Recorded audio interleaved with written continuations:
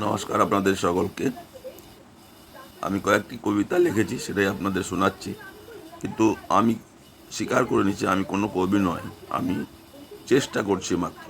আপনার যদি ভালো লাগে তাহলে আপনারা লাইক, শেয়ার, সাবস্ক্রাইব করবেন চ্যানেলটাকে। কবিতা এই হচ্ছে, আজকে 5 ঘন্টা আগে লিখেছি। মাটির ঘরে রয়তো মাটির মানুষ, মাটির মানুষ আর রয়েছে না। সেটি মাটির ঘরে,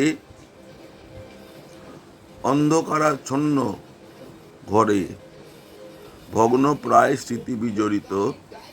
ঘরে মানুষ থাকার চিহ্ন রয়েছে ধরে। মানে মাটির ঘরে রইতো মাটির মানুষ, মাটির মানুষ আর রইছে না।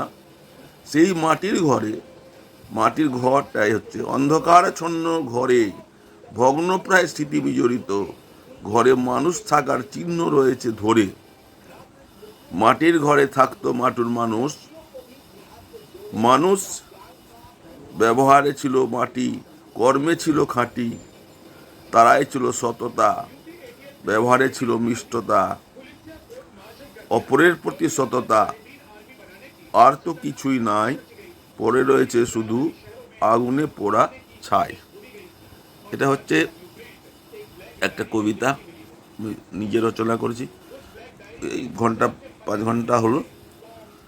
আপনারা যদি আমার ফেসবুক পেজ ফলো করেন তো ওখানেও দেখতে পাবেন, করতে পারবেন। মৃণাল কান্তি সিংহ লিখলে আমার ফেসবুকে চলে আসবে, তো ওখানেও আপনারা দেখতে পারেন এই কবিতাটি। যদি আপনাদের ভালো লাগে তো লাইক, শেয়ার, সাবস্ক্রাইব করবেন।